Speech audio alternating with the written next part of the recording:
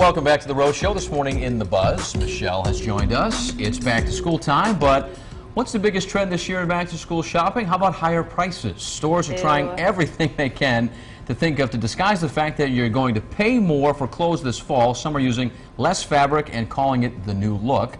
Others are adding cheap stitching and trumpeting it as a redesign, while others are adding excessive details to help you justify the price hike. On average, retailers are raising prices on merchandise 10% across the board this fall in an effort to offset their rising costs for materials and labor. But merchants are worried that cash-strapped customers who are weighed down by economic woes will balk at price hikes, so retailers are trying to raise prices without tipping off customers until now. And we have just tipped you off, so beware, buyers, that don't get scammed as you go back to school shopping.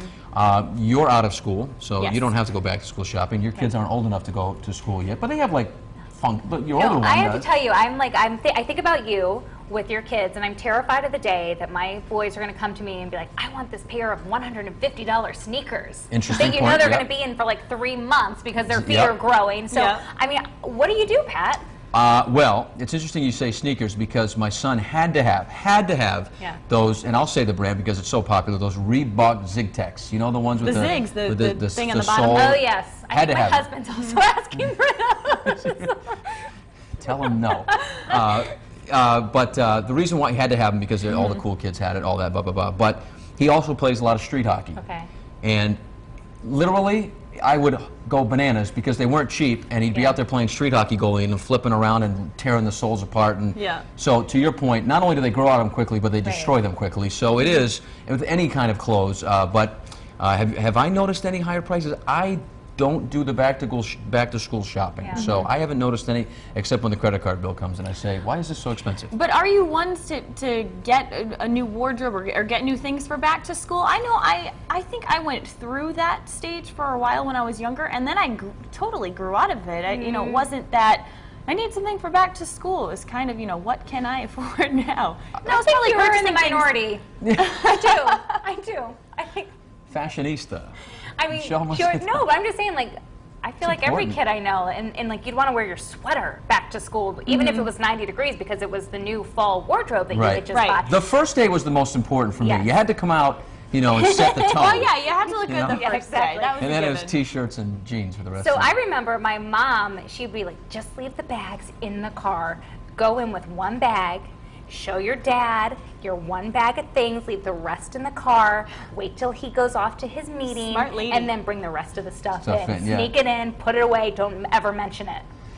I've noticed the fact that we don't get as much as we usually did with what we paid for. I mean, but the other thing, less bang for your buck. Right, exactly. As far as fabrics go, I haven't really noticed anything that's like sneaky as far as, you know, it's cheaper quality. Oh, I have. Oh, you have? Yes, and I think they're playing it off as, oh, this shirt is so soft and so sheer and thin and it's so comfortable, you know, and it is. Don't get me wrong, because I will, you know, oh, that fabric does feel nice and soft. Probably because they're using half the fabric than they should. Right. Or there's a new, you know, trend of things where the half shirts. Half the material. That are cropped. And they're cute. They can be stylish, given that, but when they're the same price as, you know, a sweater or a full-length shirt. Because with those, then you have to wear, you know, the tank underneath and then the half shirt. Are they for guys or just girls, the half shirt? They're for girls, but they remind me of the football penny, the short. That's how they're cropped. You know, they stop right at the midriff So line. what's worse, the boys' tennis shoes or all the girls' outfits? Well, the girls my daughter's project today. She had to go back to school shopping. I said to my wife, "Have you seen your daughter's closet? She has it looks like a store. I mean, there's the bar in the closet that it's where that's hanging. It's got a bend in it, and at one time it fell right off the wall because there's so many clothes on it."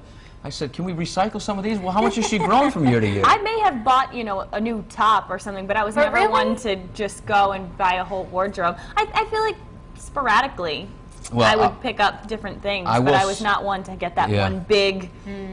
I will say this, ladies. This is the first year my son, who's going into 4th grade, Courtney, has really focused on the back-to-school thing. And I don't know what this means, but it could be a sign of things to come because he's worried about his hair and his clothes, two things he was never worried about in 3rd grade. He's turned that corner, huh? Yeah. All the things that are important now. We're hearing some cool stories from our viewers about, what happened when they were going back to school or maybe what they're doing now. So let's start on the Life blog on foxprovidence.com. This one's from Dougie Daycare.